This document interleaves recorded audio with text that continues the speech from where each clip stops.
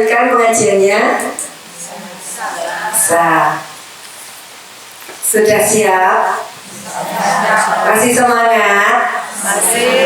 Sudah ngantuk? Baik. Ya nggak ngantuk, saya causi pantunnya. Pantunnya mudah. Bunga mawar, bunga melati. Alhamdulillah pagi ini kita ketemu lagi. Bunga mawar, bunga melati, ayo menjadi muslimah yang sejati. Assalamualaikum warahmatullahi wabarakatuh.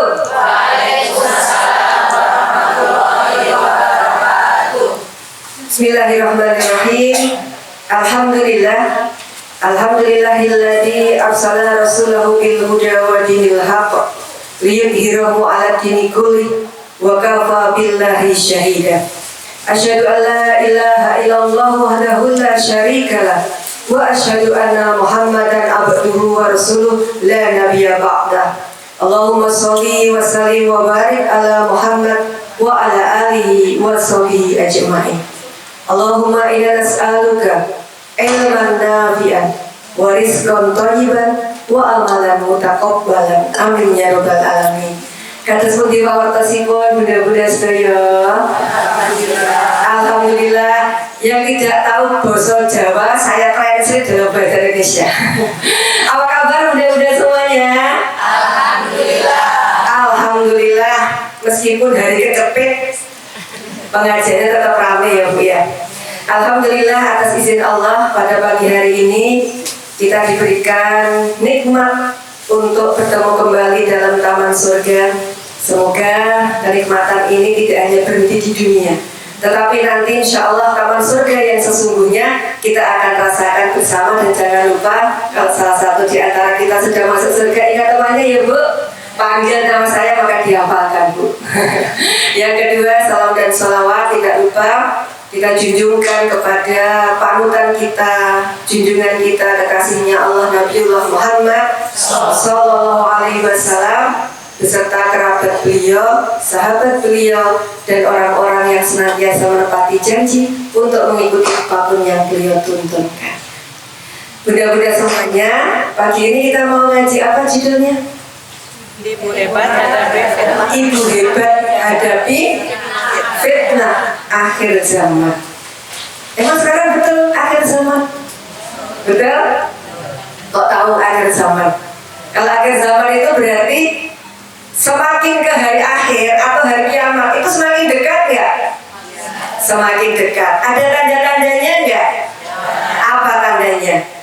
Tandanya salah satu adalah fitnah yang itu menimpa kepada kita sebagai salah satunya bagian dari umat Islam. Nah makanya saya merasa topik ini cukup penting untuk kita bahas bersama. Karena pertama kita sebagai seorang ibu yang di pundak kita tuh punya amanah untuk mendidik putra-putri kita. Kelak semoga menjadi generasi yang soleh dan solehah, generasi pejuang Islam, generasi yang meletakkan peradaban Islam kembali agar dijayanya.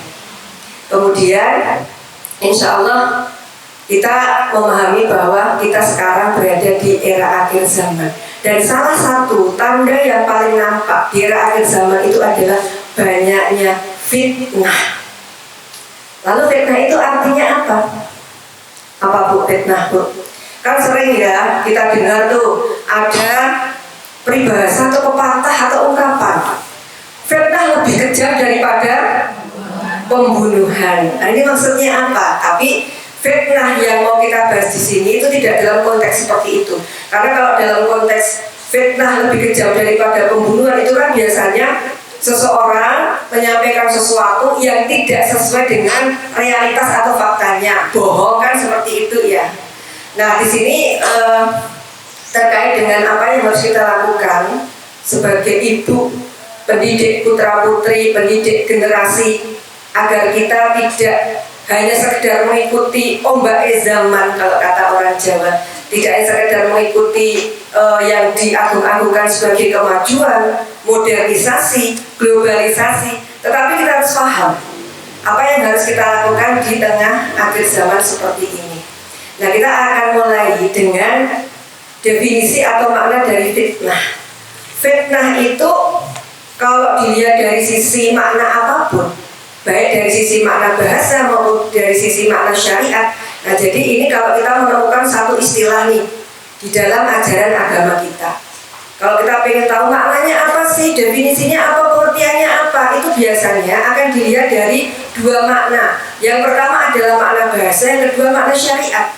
Nah, makna bahasa itu karena Islam itu lahir di tanah Arab, Al-Quran itu dalam bahasa Arab, istilah-istilah kita tentu banyak dalam bahasa Arab. Nah, maka makna bahasa itu biasanya dicari orang Arab itu biasa mengartikan itu apa, atau dalam bahasa Arabnya apa.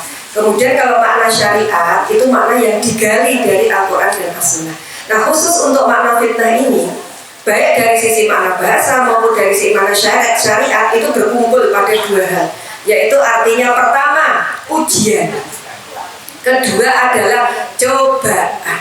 Nah, maka dalam konteks ini kalau dikatakan seseorang sedang mendapatkan fitnah, itu artinya dia sedang mendapatkan apa? Ujian atau cobaan. Bunda datang ke sini membawa fitnah nggak? Punya fitnah nggak hari ini? Atau kemarin-kemarin? Ya, namanya manusia ya, kadang-kadang pasti ada lah itu. Nah, itu contoh ya bahwa yang namanya fitnah itu diartikan sebagai cobaan atau ujian. Nah, ini kalau kita kemudian kembalikan kepada beberapa pendapat para ulama, mereka juga sepakat untuk mengartikan sekitar itu. Misalnya pendapatnya Ibnu Ashir, beliau di dalam kitab An-Nihayah mengartikan fitnah adalah ujian, perkara-perkara yang tidak disukai. Kemudian Ibnul Arabi dalam Lisanul Arab menyampaikan fitnah sama artinya ujian, cobaan, harta, anak-anak, perselisihan di antara manusia dan seterusnya. Begitu pula kalau kita baca di beberapa ayat di dalam Al-Quran, misalnya di Quran surat Al-Ankabut ayat 2, fitnah dimaknai sebagai cobaan dan ujian. Di dalam Quran surat Al-Maidah ayat 49 itu juga sejenis dengan itu, pemalingan dari jalan kebenaran dan menolaknya. Intinya secara umum makna dari fitnah itu adalah ujian, cobaan. Semoga kita terhindar dari fitnah dunia. Allahumma amin.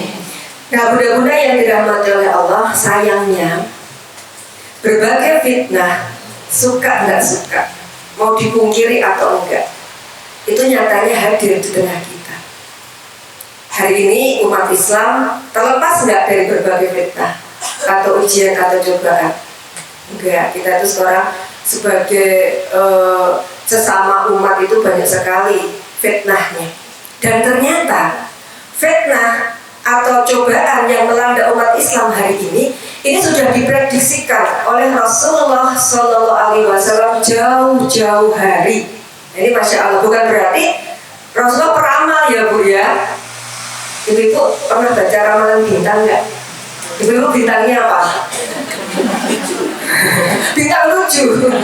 Berarti nggak pusing ya. Percaya nggak ramalan bintang? Oh enggak. Dulu zaman mudanya dicocok-cocokin ya. Kok kayak bener. Iya.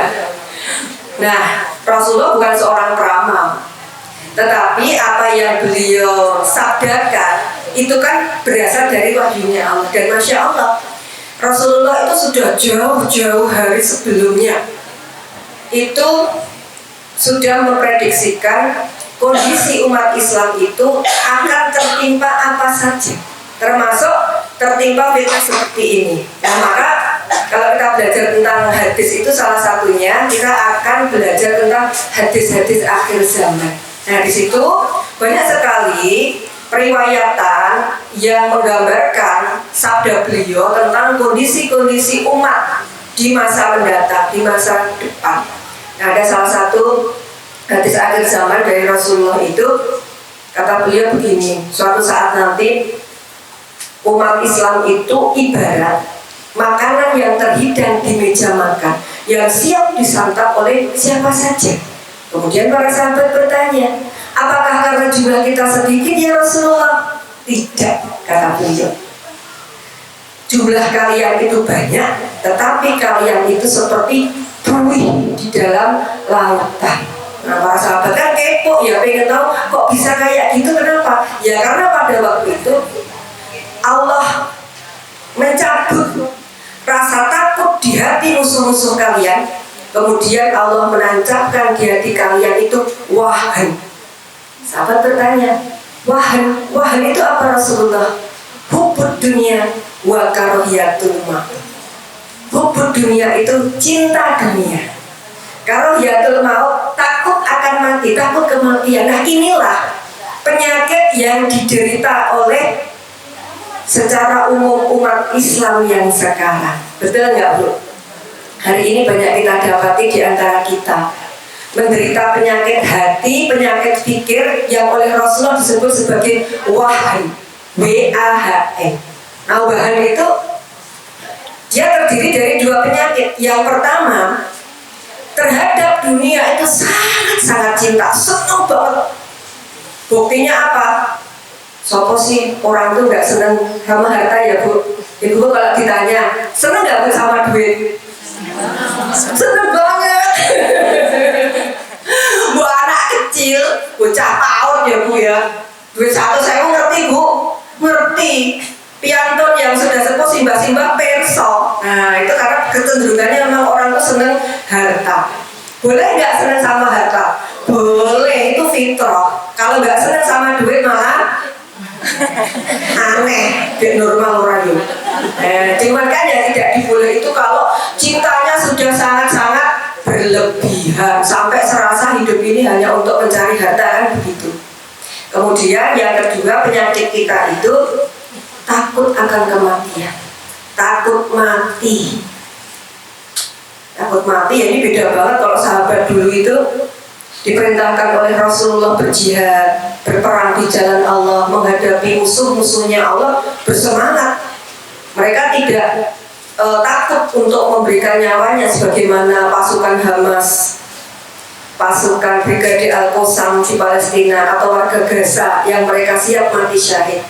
Nah, itu gambaran kalau warga Gaza itu umat Islam yang tidak takut kematian. Tapi bagaimana dengan kita yang tinggal jauh dari sana?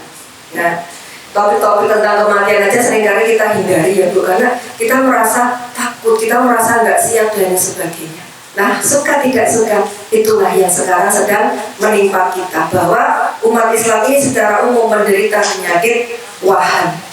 Nah, Bunda-bunda semuanya, di dalam periode akhir zaman ini, selain terserang penyakit wahan secara umum, ya, itu nanti akan muncul seiring tanda-tanda kiamat sughra, kiamat kecil.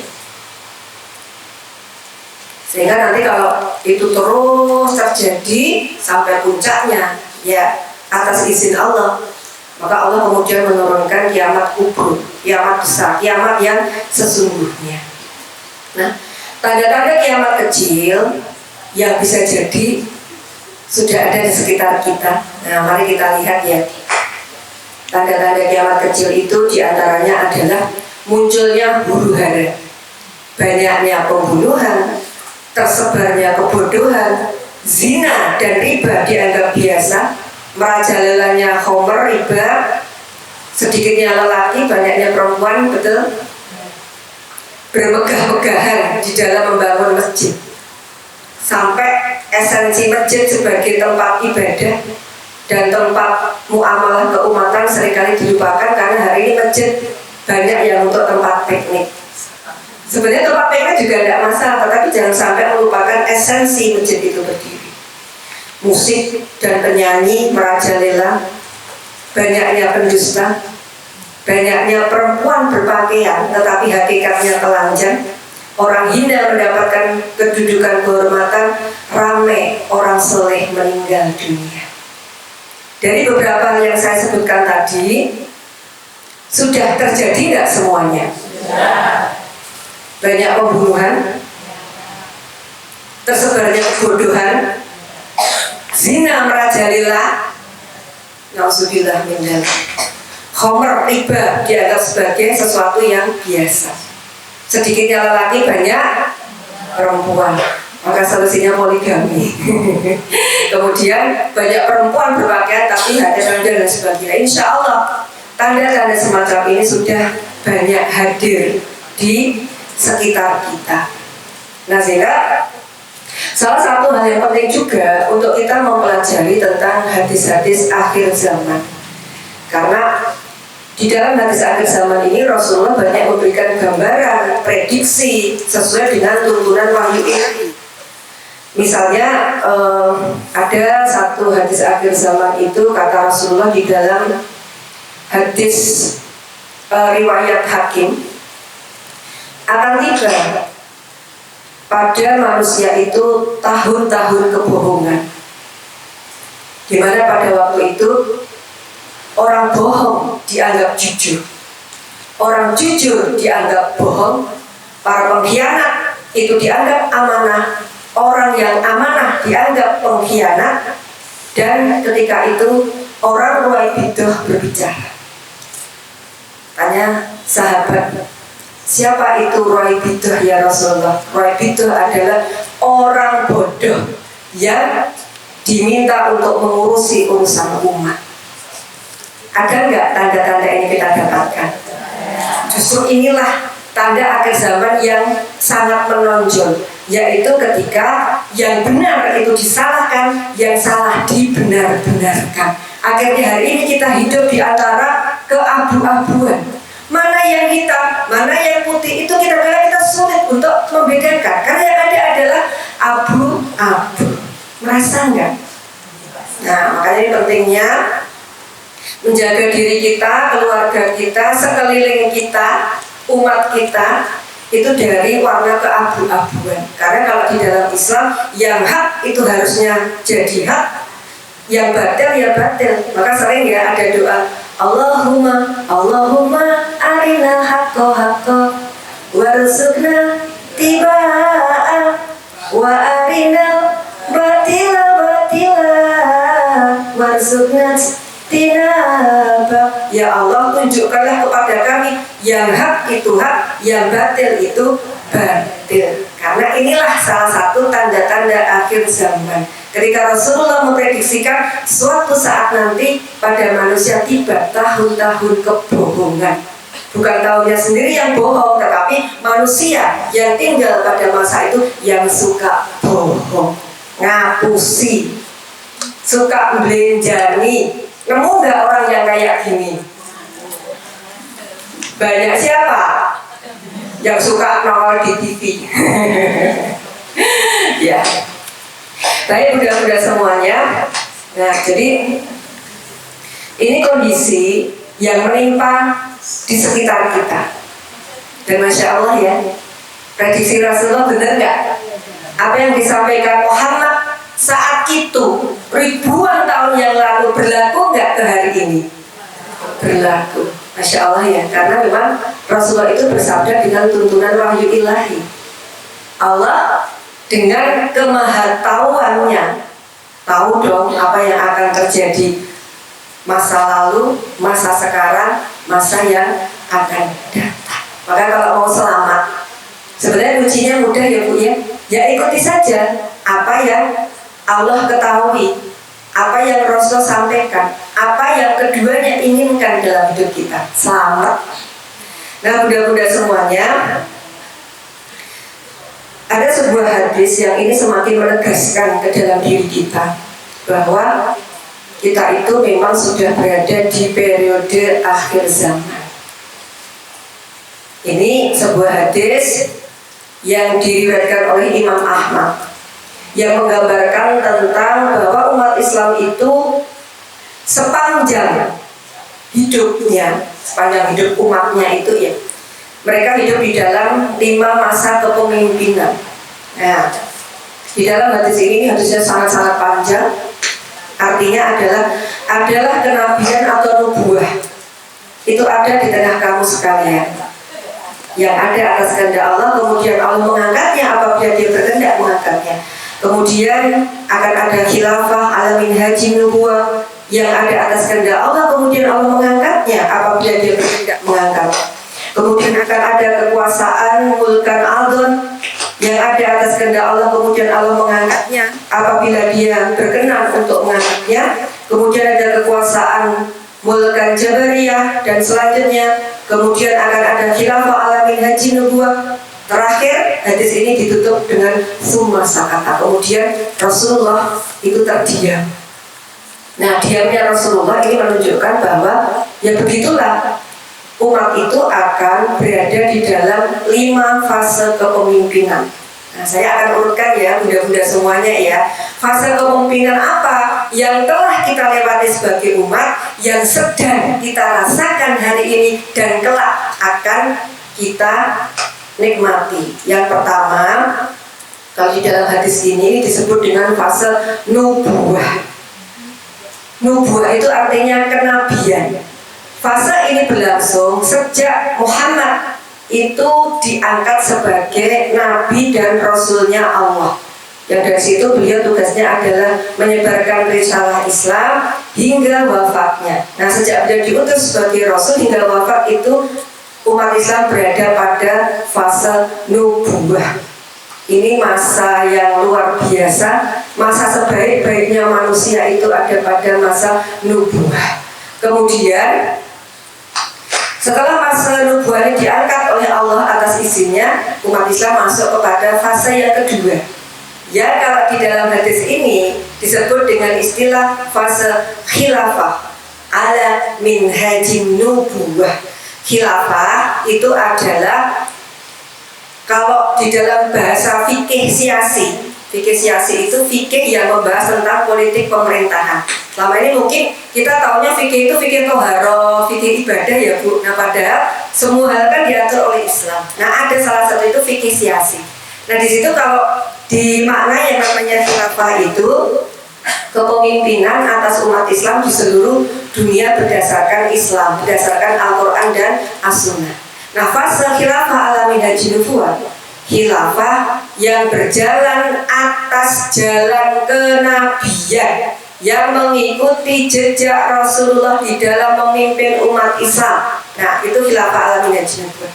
Itu terjadi pada masa siapa? Pada masa Khulafaur Rasyidin. Ibu-ibu mengenal Khulafaur Rasyidin ada 4 pemimpin di situ. Mereka adalah sahabat utama Rasulullah. Yang pertama adalah Abu Bakar As-Siddiq, yang kedua Umar bin Khattab, yang ketiga Utsman bin Affan, dan yang keempat Ali bin Abi Thalib. Nah, masa itu kemudian sudah diangkat oleh Allah. Lalu umat Islam masuk pada fase yang ketiga, yang dalam bahasa hadis ini disebut sebagai mulkan adot.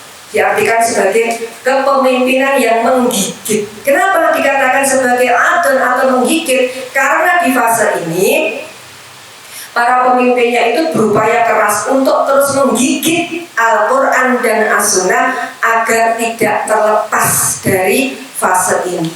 Ya, sekalipun ditemui ada 1, 2, 3 sekian para pemimpin yang kadang-kala mereka tidak amanah menjalankan kepemimpinan, tetapi secara umum di fase ini syariat Allah itu masih ditegakkan, masih diterapkan untuk seluruh kehidupan.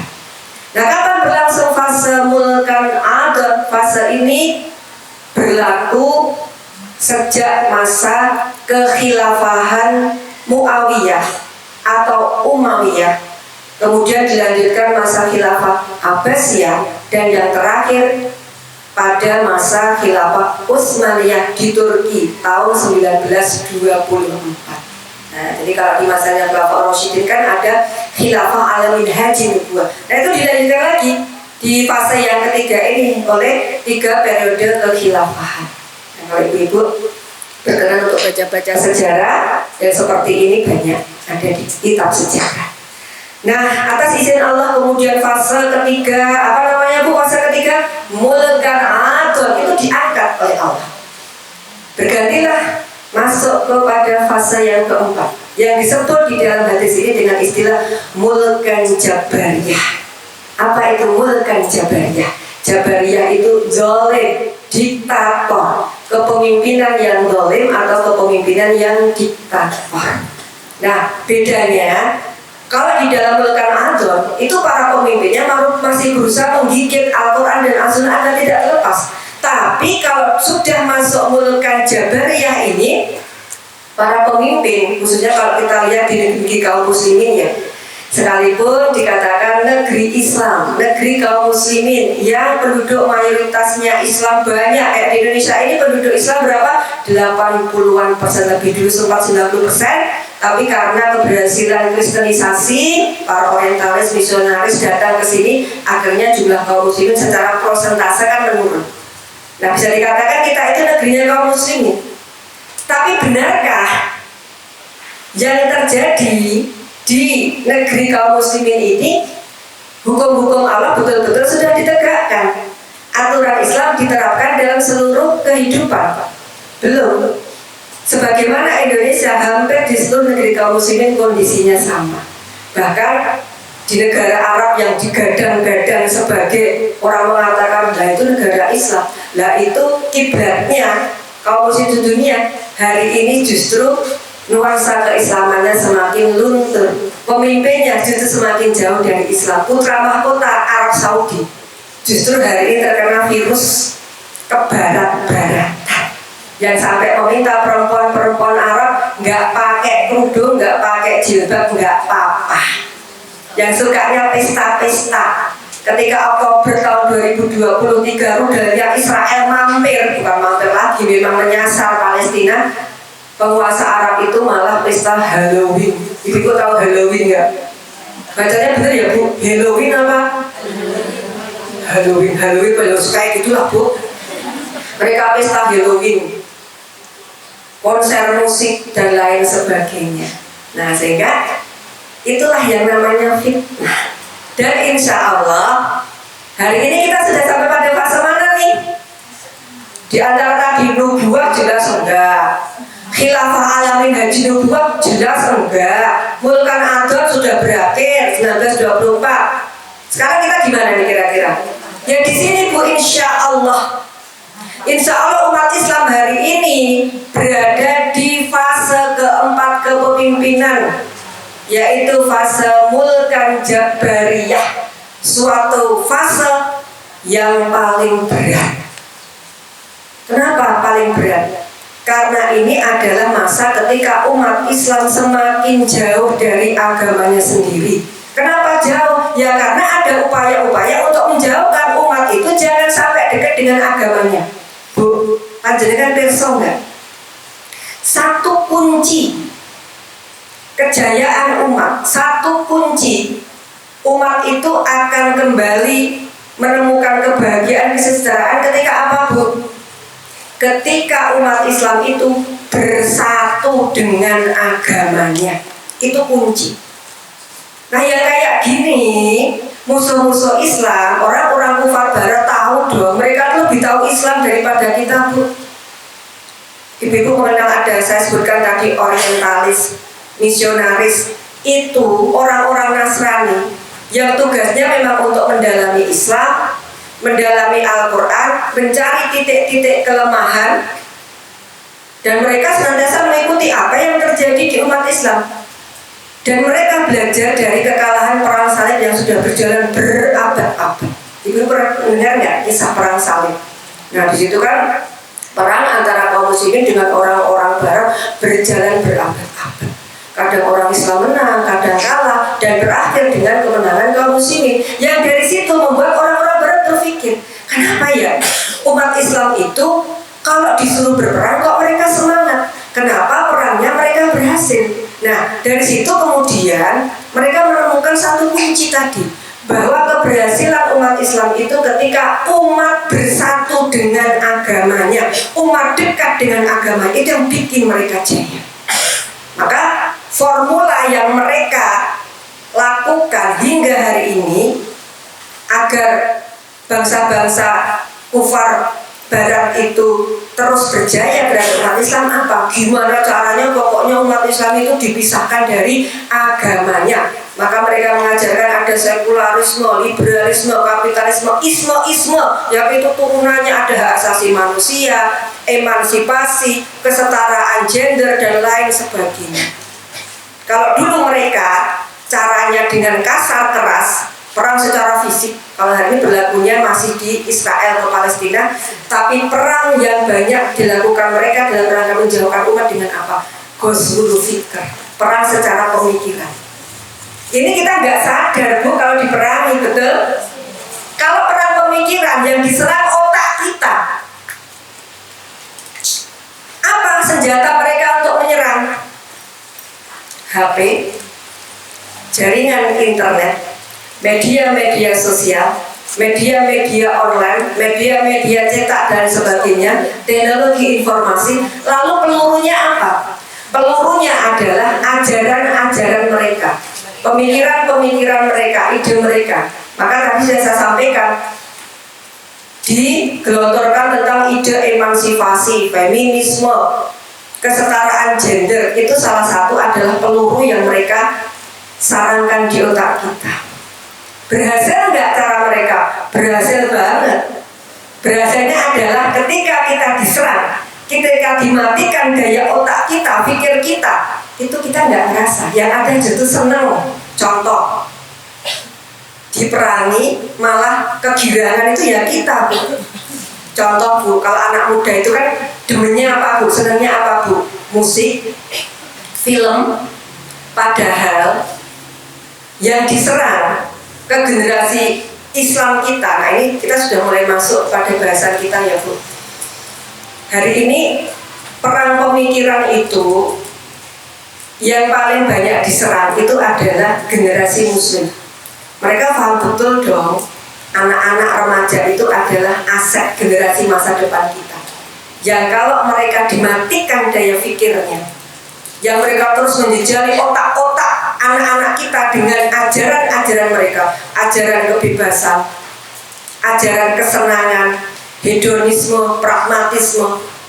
Mana mau anak-anak sekarang itu suruh ngaji kayak panjenengan Bu. Di setiap majelis taklim yang saya temukan itu hanya emak-emak dan simbah-simbah. Dari mulai tajem sampai saya kalau isi Kulon Progo, saya tuh kadang ngurus jodoh sendiri ya Bu. Ketemunya tuh sama simbah-simbah yang mereka memang sudah sadar menyiapkan sisa usianya untuk berhadapan dengan husnul khotimah gitu. Lalu di mana anak-anak sekarang? Di mana remaja sekarang Bu? Kalau mereka nggak pernah hadir di majelis taklim, kemana mereka? Kafe, bar, mall, bioskop. Itulah bukti keberhasilan Ghazwul Fikr, perang pemikiran. Anak-anak dicekoki dengan ajaran hedonisme. Hedonisme itu kan senang-senang. Yang penting senang. Maka jargon anak muda hari ini adalah kecil dimanja, remaja hura-hura, dewasa kaya raya, mati masuk. Oh ya iso. Tapi kan anak-anak kan sukanya kayak gini kan, hedonis, pragmatis, nggak mau capek, nggak mau kesel, nggak mau kerja keras. Maka ada istilah generasi apa itu generasi stroberi? Ibu-ibu persa buah stroberi merah dingin, cantik, indah, yang kalau kita penyet langsung melenyek. Anak-anak kita kan prototipe itu. Mereka ganteng, cantik. Kok anak SD sudah kenal skincare? Survei di DIY, pengeluaran tertinggi mahasiswa di Jogja adalah untuk membeli skincare. Yang kedua HP branded, iPhone dan sebagainya. Yang tiga memenuhi gaya hidup. Survei di UMY, mahasiswa yang kena pinjol itu bukan untuk bayar kos-kosan, bukan untuk bayar uang sekolah atau diktat kuliah, tapi untuk gaya hidup. Beli apa? HP terbaru, tas branded, sepatu branded. Itu siapa Bu? Anak-anak kita. Meskipun mereka bukan lahir dari rahim kita, mungkin anak kita yang kita kandung, kita lahirkan, kita didik dalam rumah kita, mungkin gak nakal kayak gitu Bu. Tapi bagaimanapun, sekalipun mereka bukan lahir dari rahim kita, mereka tetap anak-anak kita. Mereka generasi kita, yang harusnya di tangan mereka, mereka yang kelak memperjuangkan tegaknya agama Allah ini. Tapi apa yang terjadi? Mereka dilemahkan dengan berbagai kesenangan. Yang jadi generasi strawberry, yang ketok ganteng, ayu, pinter, menguasai IT. Anak SD sekarang kalau udah HP, laptop kan pinter banget ya Bu. Sampai kita tuh kan kadang nggak mudeng, lendok, tolong. Kalau saya suka gitu. Tapi kalau kena sedikit masalah saja, stres. Banyak tugas kuliah, sampai ada yang bundir. Putus sama pacarnya, stres. Skripsi nggak jadi-jadi, stres. Maka akhir-akhir ini sering kita dapati berita-berita mahasiswa-mahasiswi yang bundir di Jogja. Mohon maaf, ini kisah yang agak menyedihkan ya Bu, tapi inilah realitas.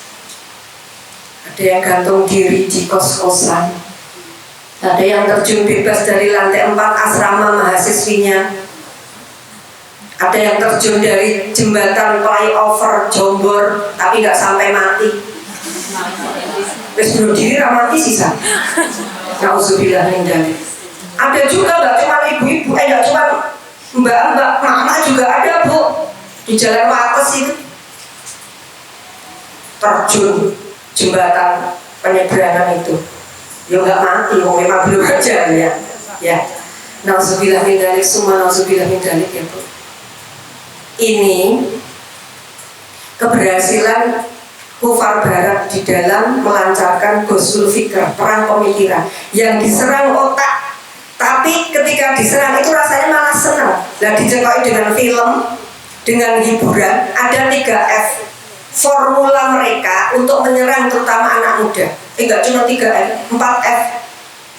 Food, fun, fashion. Kemudian yang satunya itu F-nya terkait dengan pemikiran-pemikiran. Apa ya bahasa Inggrisnya ya Bu? Fat. Jadi food, fun, fashion, fat. Food, anak-anak biasa mengkonsumsi makanan yang instan-instanan, yang cepat saji. Ya sebenarnya nggak masalah selama halal dan thayyib. Cuma kalau sudah jadi gaya hidup, ya akhirnya tadi terbawa kepada arus hedonis kan. Fun itu kesenangan. Kemudian fashion, berpenampilan, lebih kepada penampilan, mengutamakan maka skincare, baju-baju dengan model terbaru itu kan harus di kalangan anak muda. Nah, kita berada di fase keempat, yang itu memang kondisi umat Islam paling berat dibandingkan fase-fase sebelumnya. Beratnya kenapa? Ya karena tadi umat Islam semakin berlepas dari agamanya sendiri. Ya wajar kalau kemudian beberapa pekan lalu viral di media sosial Indonesia itu hashtag Indonesia gelap, hashtag kabur aja dulu. Mau kabur nggak Bu? Emang kabur nggak butuh duit? Kenapa Indonesia gelap? Gelapnya manusia itu ketika dia jauh dari cahaya Allah. Betul? Karena Islam itu adalah laksana nur, cahaya penerang. Yang kalau Islam itu digenggam, dipakai, digunakan, diterapkan dalam kehidupan sehari-hari, insya Allah itu akan memberikan cahaya bagi manusia. Karena dia akan tahu mana yang betul, mana yang salah. Ketika agama ditinggalkan, itu berarti dia memang menyengaja dirinya menjerumuskan diri masuk ke lubang kegelapan. Maka kalau kita ingin hidupnya terang, penuh dengan cahaya, ya kembali kepada agamanya Allah. Kalau sebagai bangsa atau umat kita nggak pengen gelap, ya bangsa ini, umat ini kembali kepada pengaturannya Allah. Nah sebenarnya kalau kita itu sebagai muslimah so simple gitu loh, hidup kita itu sederhana. Orang Islam ya artinya kembali kepada agama Islam. Manusia diciptakan oleh Allah, yang ikutnya kepada yang menciptakan dia. Kan jajarnya simpel ya Bu. Tapi ya kita sendiri yang kadang-kala membuat hidup kita jadi ruwet. Padahal begitu simpelnya orang hidup itu. Nah, kita berada di fase yang keempat, dan insya Allah kalau Allah menghidupkan kita di fase ini, berarti insya Allah percaya bahwa kita mampu untuk melewatinya. Dan jangan khawatir, sesuai dengan bisyarah atau kabar gembiranya Rasulullah, mulkan adon itu juga nanti akan diangkat oleh Allah, sehingga kita akan ketemu dengan fase yang kelima. Fase yang kelima itu balik kepada fase yang kedua, yaitu fase khilafah ala minhajin nubuwah, sebuah sistem pemerintahan yang berjalan atas manhaj atau jalan kenabian. Maka kalau kita umat Islam tinggal di era akhir zaman, maka kenapa dikatakan era akhir zaman? Karena di antara 5 fase kepemimpinan, hari ini kita sudah sampai kepada fase yang keberapa? Fase yang keempat. Atas izin Allah kita akan ketemu dengan fase yang kelima. Setelah itu summa sakata, Rasulullah terdiam. Itu artinya fase yang terakhir itu adalah khilafah ala minhajin nubuwah, dan atas izin Allah wallahu a'lam bishawab. Jadi kalau sudah berkehendak, ya bisa jadi hari akhir itu sudah tiba dengan berbagai kondisinya. Nah, ibu-ibu semuanya, ya meskipun ini fase yang paling berat, sekaligus di dalamnya banyak tantangan-tantangan, termasuk diantaranya tantangan untuk mendidik putra-putri kita. Dulu kalau di Suni Persong, berat nggak Bu mendidik anak di era akhir zaman sekarang? Berat. Karena apa? Kita bertemu dengan tantangan itu luar biasa. Pengaruhnya banyak. Apalagi kita tinggal di era di globalisasi. Globalisasi itu penduduk dunia itu kayak jadi satu aja, kayak sebuah desa yang kecil yang dihubungkan oleh teknologi. Ada HP, ada jaringan internet, ada laptop. Itu yang bikin seolah-olah dunia itu kan hanya seperti satu desa kecil, yang kalau di Amerika terjadi sesuatu kita langsung cepat tahu apa yang terjadi di sana. Nah, hanya saja kecepatan teknologi informasi ini juga meniscayakan dampak-dampak buruk di dalamnya. Dampak-dampak baik banyak kalau kita pandai menggunakan, karena teknologi informasi itu ibarat pisau bermata dua, tergantung pemakainya. Kalau niat pemakainya betul, caranya betul, jadi kebaikan, dapat pahala. Tapi kalau menggunakannya niatnya salah, caranya nggak benar, nggak sesuai dengan tuntunan Allah dan Rasulnya, itu malah jadi dosa. Nah, sehingga di tengah tantangan era akhir zaman yang penuh dengan pengaruh-pengaruh, baik pengaruh baik, baik pengaruh buruk, yang kita waspadai tentunya pengaruh yang buruk ini, maka tugas kita untuk mempersiapkan putra-putri menghadapi akhir zaman yang penuh dengan tantangan dan fitnah ini. Maka jangan pernah meninggalkan anak-anak kita, generasi kita menjadi generasi yang lemah akidahnya. Sebagaimana di dalam Quran surat An-Nisa ayat 9 yang artinya, hendaklah merasa takut orang-orang yang seandainya mati kemudian meninggalkan setelah mereka keturunan yang lemah, yang mereka khawatir terhadapnya. Maka bertakwalah kepada Allah dan berbicaralah dengan tutur kata yang benar dalam hal menjaga hak-hak keturunannya. Nah, keadaan lemah di sini maksudnya apa? Lemah secara akidah. Jangan sampai ketika kita berpulang kelak, ketika Allah panggil kita, sudah jatah kita berakhir, Allah panggil, anak-anak kita dalam keadaan lemah akidah khususnya. Naudzubillah min dzalik. Karena memang tugas kita sebagai orang tua adalah angsaku, jagalah keluargamu dari api neraka. Maka ketika tugas itu mampu kita tunaikan, Ya harapannya salah satu keberhasilannya adalah kita memiliki anak-anak yang soleh dan solehah. Cirinya adalah mereka kuat di dalam keimanan. Kemudian yang selanjutnya, di tengah era akhir zaman ini kita persiapkan anak-anak kita menjadi generasi izah, bukan generasi ima'ah. Generasi izah itu generasi yang mulia, yang terhormat, yang penuh dengan harga diri. Seorang muslim harga dirinya adalah ketika dia mampu menggunakan Islam di dalam hidupnya. Kalau generasi ima'ah itu adalah generasi pembebek, ikut-ikutan, ada tren joget, ya ikut joget, ada tren velocity. Ibu tahu nggak velocity? Gimana Bu jogetnya itu? Saya cuma lihat doang.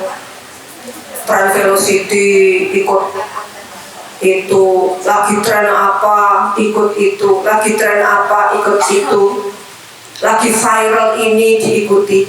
Kan salah satu dampak buruk dari penggunaan medsos yang berlebihan itu, kalau anak muda sering menyebutnya dengan FOMO. Pernah dengar nggak Bu? FOMO itu apa? FOMO itu fear of missing out, perasaan takut tertinggal hal-hal yang lagi tren atau viral. Ini apa toh? Aku kurang ngerti toh. Nanti kalau nggak tahu tuh kayak gelo, nggak bisa ngikutin tuh kayak nggak trendy, kayak nggak modern.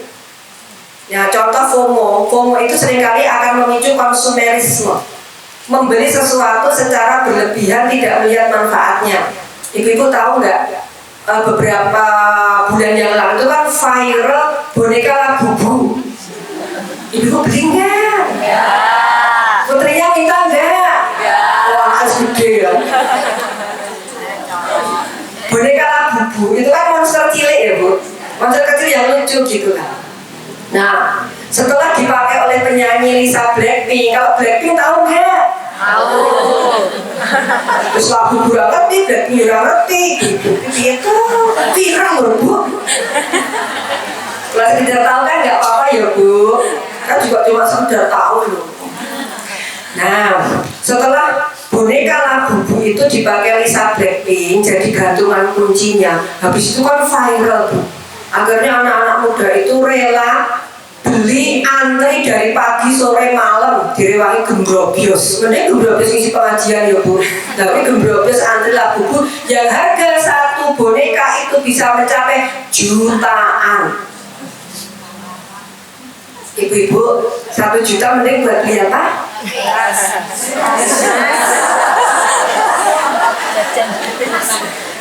1 juta untuk beras itu pirang karung ya Bu, bisa buat makan sebulan lebih.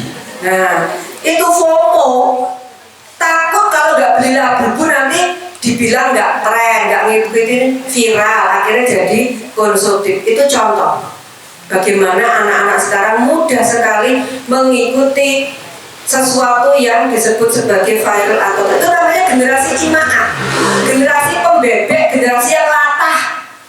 Isonya guru melu-melu. Nah, yang kita harapkan itu bukan generasi pembebek seperti itu, yang melu-melu, tetapi generasi izah, generasi yang penuh dengan kemuliaan.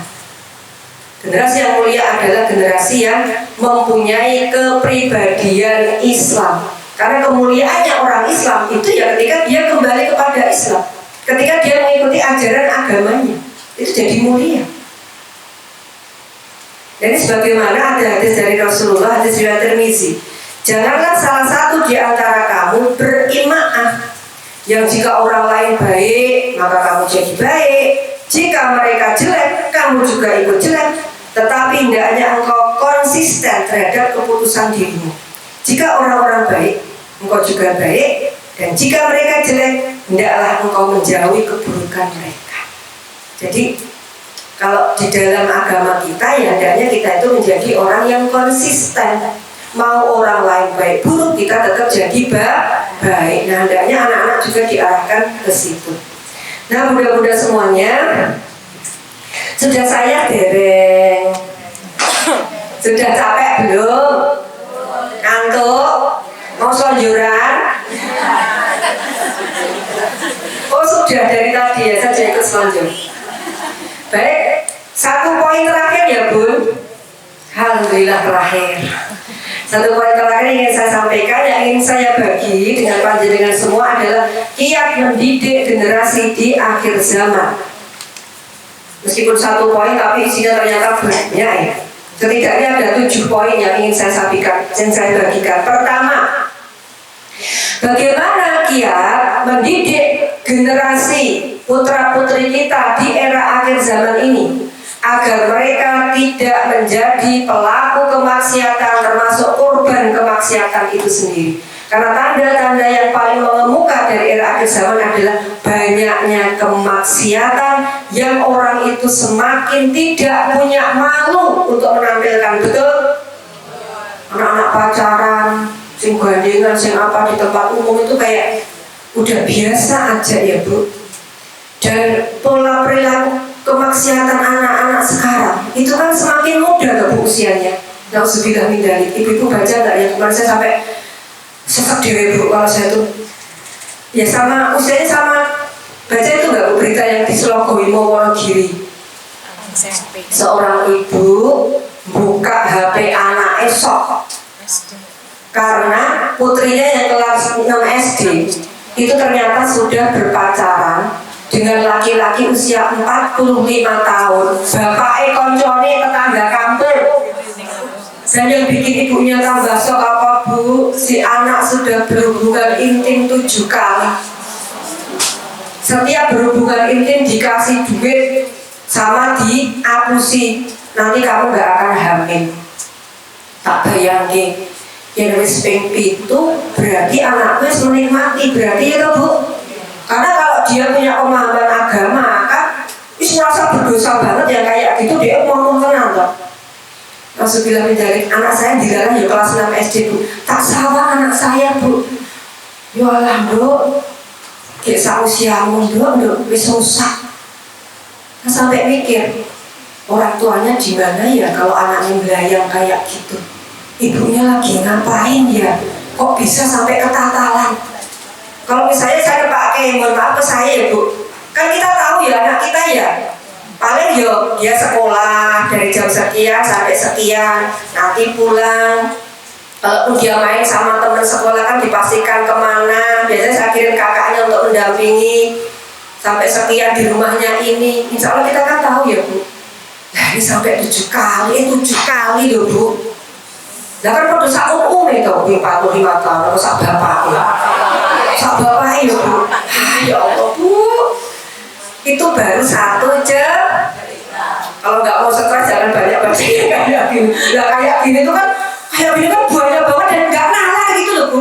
Sesuatu yang waktu kita kecil nggak pernah dapat berita kayak gitu. Sekarang tuh kayak ya Allah, nauzubillah istighfar terus dalam tiap hari kita itu. Nauzubillah Bu, tantangan mendidik generasi akhir zaman itu memang luar biasa pengaruhnya tuh. Luar biasa. Maka apa yang kita lakukan?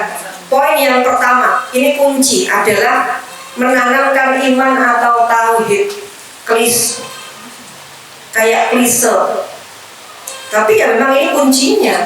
Selama anak itu nggak punya iman di dadanya, iman nggak jadi jiwa buat dia, maka dia nggak pernah punya rasa takut sama Allah, nggak pernah punya rasa malu sama Allah. Kalau rasa takutnya hilang, rasa malunya sudah nggak muncul.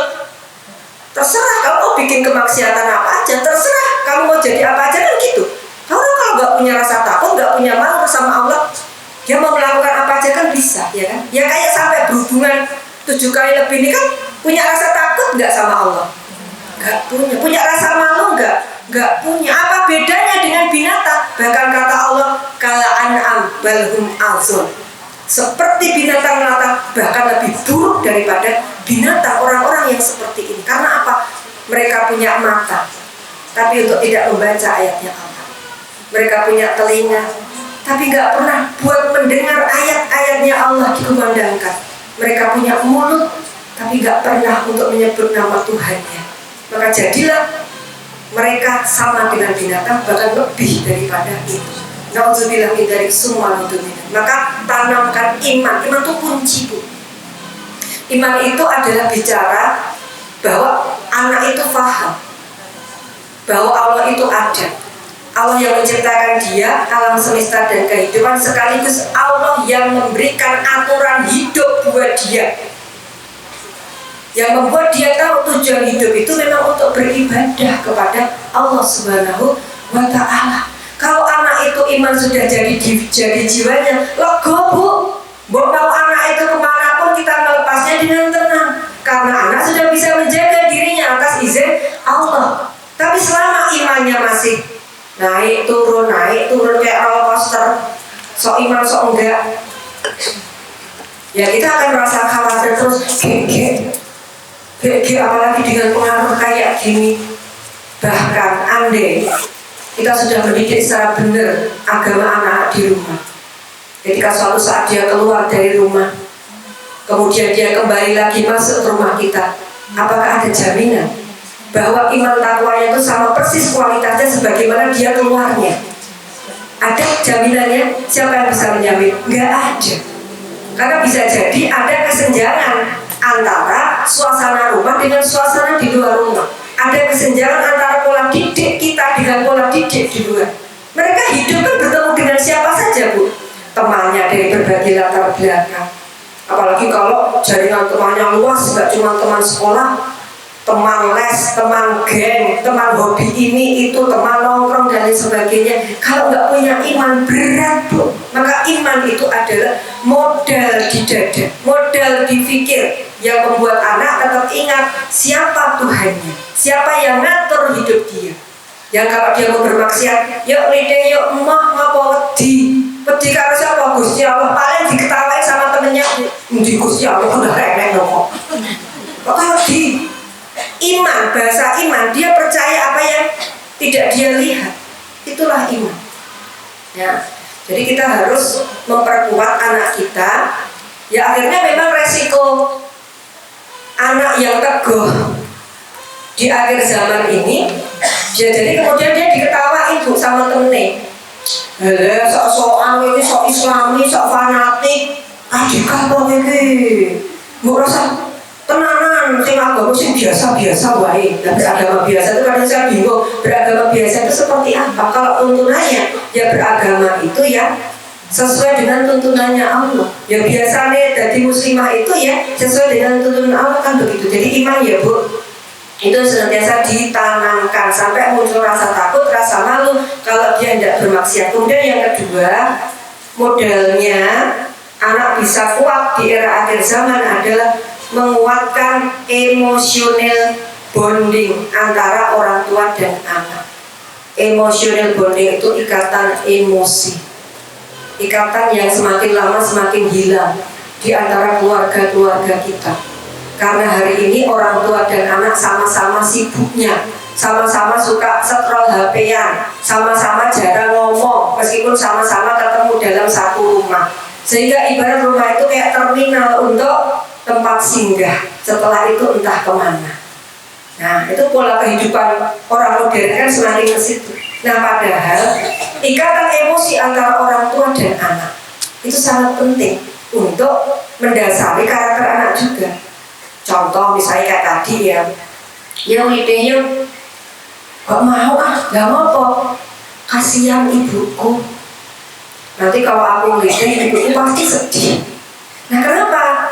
Dia khawatir kalau ibunya sedih ketika dia bermaksiat, karena dia punya ikatan yang kuat kan dengan ibunya. Dia sayang sama ibunya sebagaimana ibunya juga sayang sama dia. Ketika ikatan emosional kuat, yang ada rasa saling menyayangi, saling mengasihi, saling tidak mau membuat sedih, membuat kecewa. Nah, itu yang membuat anak itu juga kuat di dalam menghadapi pengaruh. Dijak sing anak, "Mau aku masak kayak orang tuaku. Aku nggak mau bikin mereka sedih, aku nggak mau durhaka sama orang tuaku." Kan gitu.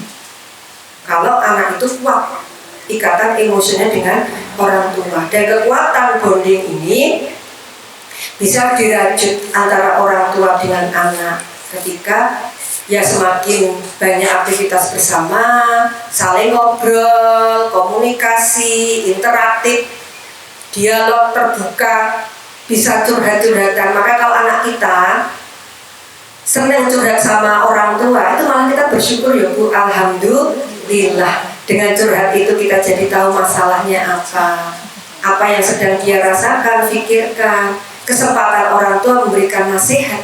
Tapi kalau anak sekedar curhat pun nggak mau, anak-anak usia SMP ke atas itu biasanya lebih suka mendengarkan perkataan orang tua atau temannya?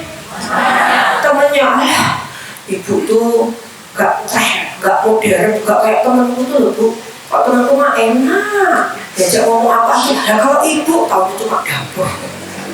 Nah, jangan sampai juga ya Bu. Maka untuk mengimbangi pergerakan anak di era akhir zaman, ya setidaknya ibu-ibu juga tahu hari ini kan anak-anak kan hidup di dunia dua, dunia nyata, dunia maya. Di dalam keluarga sehari-hari, dunia nyata, lalu bagaimana kalau anak sudah masuk kamar, buka laptopnya, buka HP-nya, wifi nyala, dia masuk tuh ke dunia maya dia. Dan kalau ibu-ibu sama sekali nggak tahu dia tuh punya akun medsos apa sih. Di akun medsosnya itu dia suka posting tentang status gimana, gambar apa, video apa, dia suka like yang kayak mana sih. Ya makanya banyak terjadi kebobolan itu dari situ. Ada beberapa kasus bunuh diri mahasiswa-mahasiswi yang ketika orang tua ditanya, dan sebenarnya putranya bapak ibu ini ada masalah apa? Kami nggak tahu. Anak kami nggak pernah menampakkan masalah apapun, nggak pernah cerita juga, nggak pernah ngomong. Ya ngerti-ngerti jadi bunuh diri. Padahal kan nggak mungkin toh Bu, kalau anak bunuh diri tanpa masalah kan nggak mungkin kan. Nah bisa jadi tadi ada salah satu sarana komunikasi yang tersumbat, entah dengan orang tuanya, entah dengan temannya. Nah dia membuat kemudian dia mikir dewe, dapat inspirasi dari media sosial, kemudian seolah jadi solusi. Nauzubillah min dzalik. Yang ketiga, mengasah daya pikir Ananda.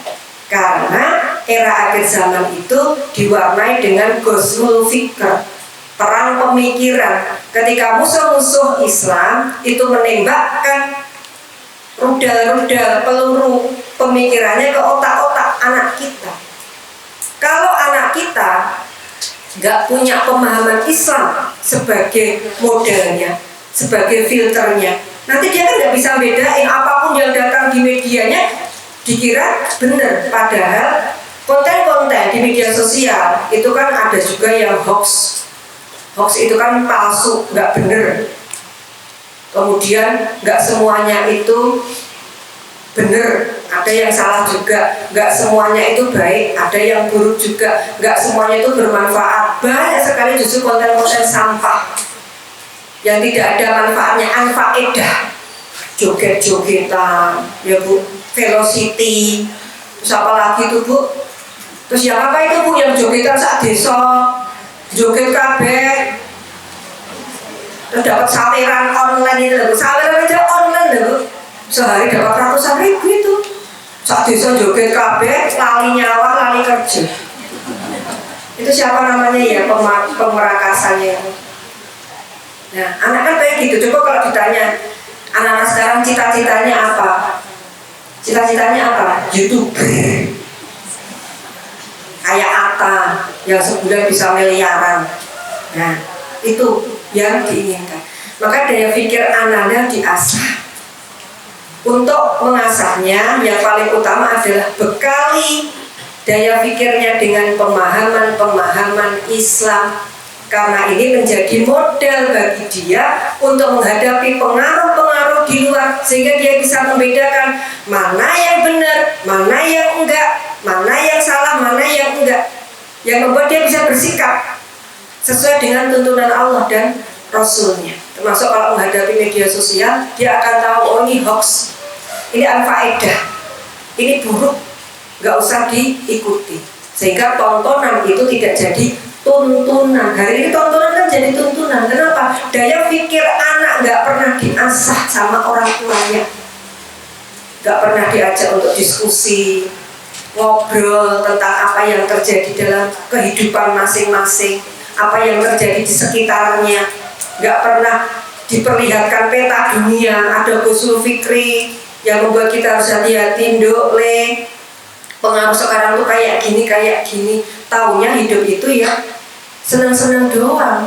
Nah, padahal mengajarkan daya pikir ini akan membentuk jiwa anak yang kritis. Dia tidak mudah percaya begitu saja dengan apa yang dia terima.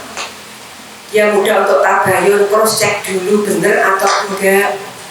Sebagaimana Nabi Ibrahim, ya, beliau ketika diberikan wahyu oleh Allah untuk menyembelih putranya siapa? Ismail.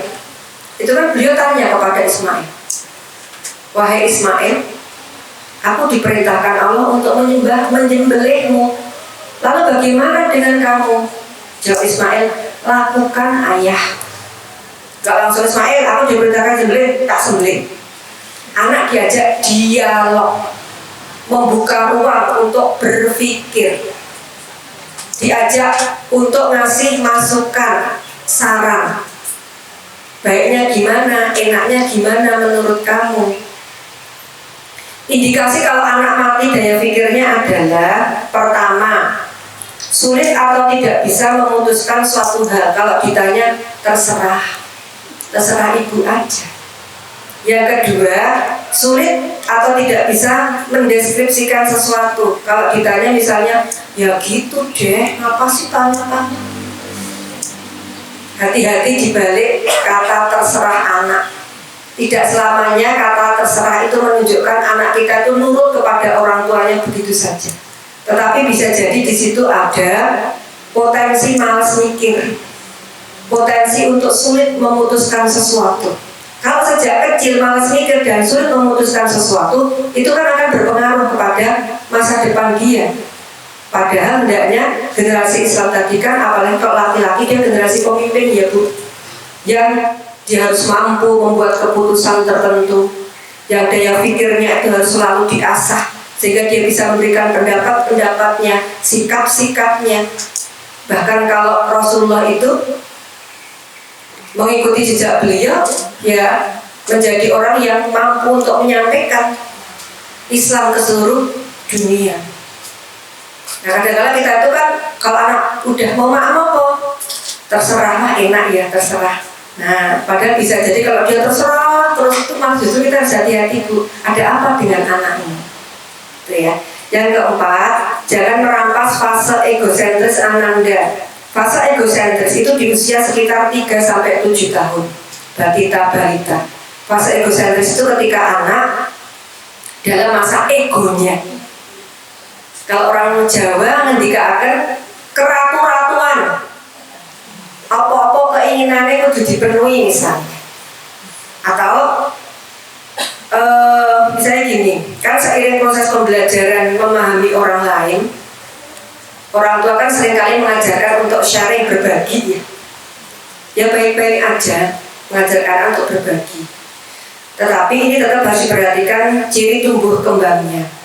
Nah, anak yang dirampas fase egosentrisnya, misalnya begini, anak 3 tahun bawa mainan, teman kecilnya pengen pinjam mainan itu, tapi dia lagi nggak pengen ngasih, tapi orang tua tuh maksa, pokoknya kamu harus kasih. Pelit kamu kalau nggak mau ngasih, ibu nggak mau punya anak pelit, kasih. Itu namanya contoh merampas fase egosentris. Anak dipaksa untuk memberikan sesuatu yang menjadi miliknya yang pada saat itu dia lagi nggak mau ngasih.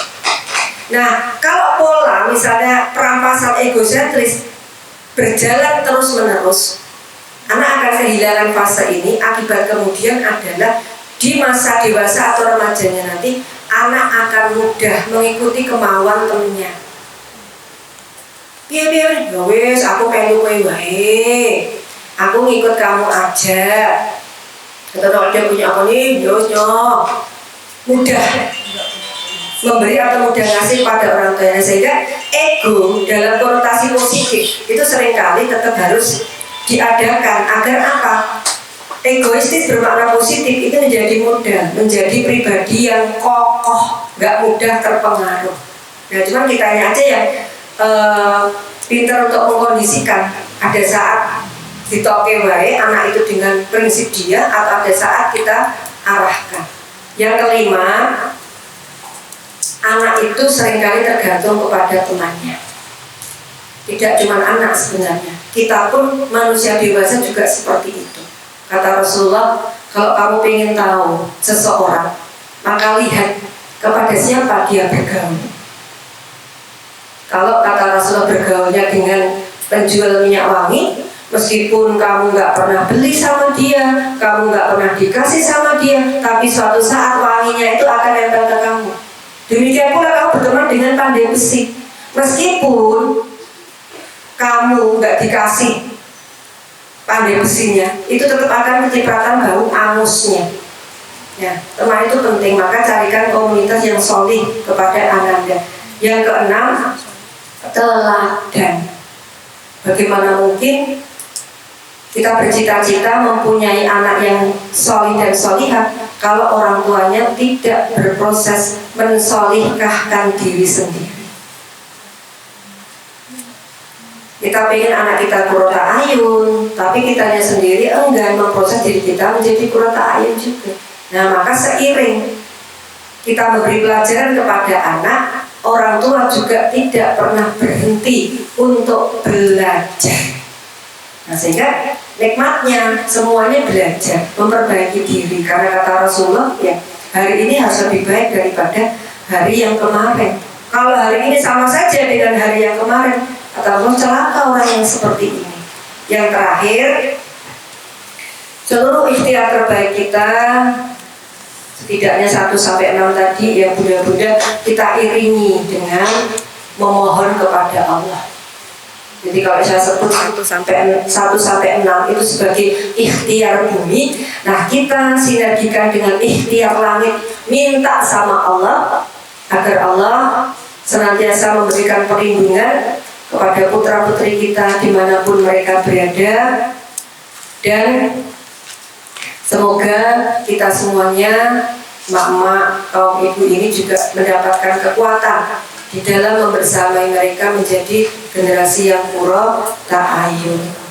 Dan harapannya sebagai bagian dari umat, ketika kita sudah memahami bahwa kita itu tiba di era akhir zaman yang di dalamnya penuh dengan kejahatan, kemaksiatan, maka kalau di dalam Islam tugas anggota masyarakat diantaranya adalah menjalankan amar ma'ruf nahi munkar, mengajak kepada kebaikan dan mengeluarkan orang itu dari keburukan-keburukan. Atau ini kalau dalam bahasa mengikuti jejaknya Rasulullah, ini adalah aktivitas berdakwah, menyebarkan kebaikan Islam dalam kapasitas masing-masing.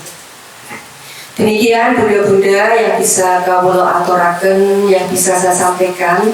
Mohon maaf jika banyak kekurangan, tutur kata, candaan yang kurang berkenan.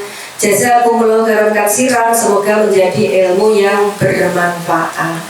Fastabiqul khairat, barakallahu fikum. Ma'assalamah. Wassalamualaikum warahmatullahi wabarakatuh.